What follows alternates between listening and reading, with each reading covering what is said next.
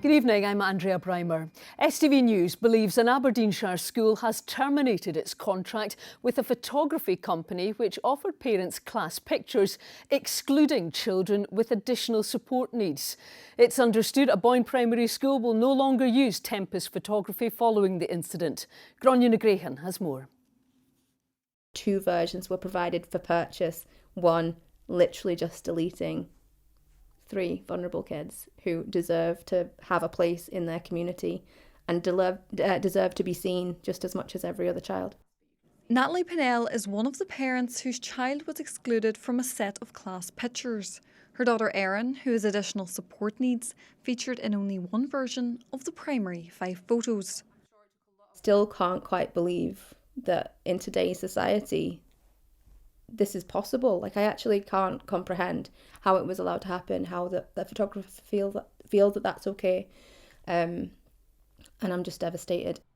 Tempest Photography say they deeply regret any upset caused and that it is not the standard procedure of the company. They also said they'd investigate what happened.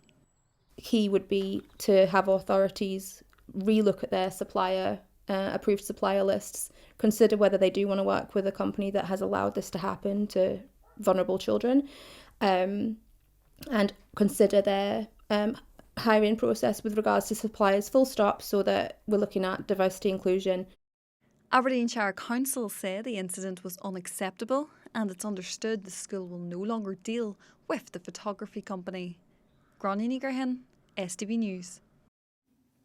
Former First Ministers Alex Salmond and Nicola Sturgeon are to face a Holyrood inquiry into the delayed duelling of the A9 between Perth and Inverness. They're expected to give evidence in May to the Scottish Parliament's Public Petitions Committee. They'll be asked to shed light on decision-making at the top of government during their time in office and to help MSPs understand what needs to change to ensure the new 2035 completion date will be achieved. For the first time in 700 years, the Stone of Destiny has returned to Tayside.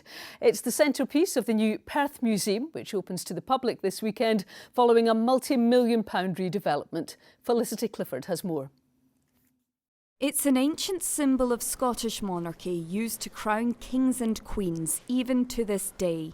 And now, 7 centuries after it was taken from Perthshire, the Stone of Destiny is back, this time as the jewel of the crown in the city's new museum. To bring it back home is hugely important and very significant, something we're all very proud of. But it is something which resonates, I think, in terms of telling that story. This was the seat of power, it was the place where kings were crowned.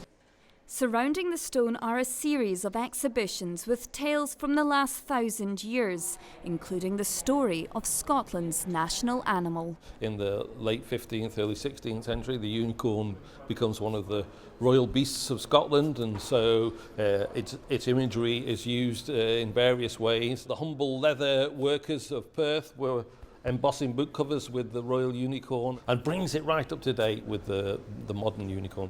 But the building where all these artefacts are held also has its own story, surviving demolition after it fell out of use in 2005.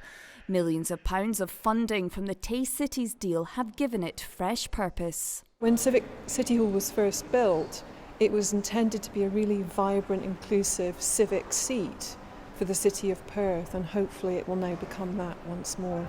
Perth Museum officially opens this weekend. Felicity Clifford, STV News. Now, the Great Easter Getaway is well underway as tens of thousands of Scots head off on their holidays. A record number of people are set to fly this weekend, with Edinburgh Airport saying they expect to see more than 170,000 passengers. Top travel spots include Turkey, Tenerife and Spain. We're going to Turkey and I'm most excited about going in the pool. We're going to a sports resort, so there's going to be swim pools and stuff. On a scale of 1 to 10, how excited are you both? 10. Now on to football news, and away fans are set to return to Old Firm derbies from next season after the 2 clubs agreed an allocation. Celtic and Rangers will provide around 5% of their stadium's capacities to visiting supporters. The 2 remaining derbies this season will be played with no away fans.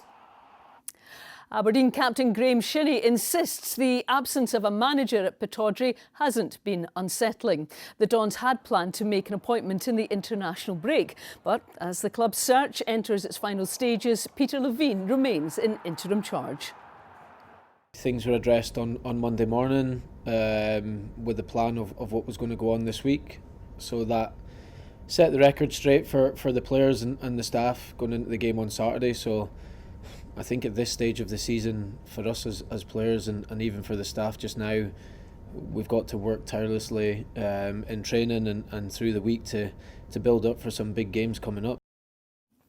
Now, the clock's changed this weekend, so we can start to look forward to lighter nights. Let's see how the weather is faring, though, this weekend. Here's Philip. A breezy morning will be followed up with a flurry of fresh delights for lunch. TUI sponsors STV Weather. Hello and a very good evening to you. Well, at the moment we are continuing to see showers spreading in from the south, moving northward. Some of those will be quite heavy at times. Could hear the odd rumble of thunder. And as the showers hit the Grampians, they will be falling as a wintry mix on the tops of the hills, with temperatures tonight dropping to mid-single figures, lows of around 4 to 6 degrees Celsius. So looking ahead to tomorrow, first thing Saturday, we're continuing to see showery outbreaks of rain working their way up the western side of the country. That's followed by further scattered showers through the course of the afternoon. Those are fairly widespread, but there will be some sunny spells between those showers, with temperatures just slightly above average for the time of year, reaching highs of 11, possibly 12 degrees Celsius. Now looking ahead to Sunday, and it does promise to be the best day of the Easter weekend. Dry and sunny for many of us and feeling pleasantly warm in that sunshine with highs of 13, possibly 14. Bye-bye. TUI sponsors STV Weather. And that's it for tonight from everyone here. Enjoy the Easter break. Good night.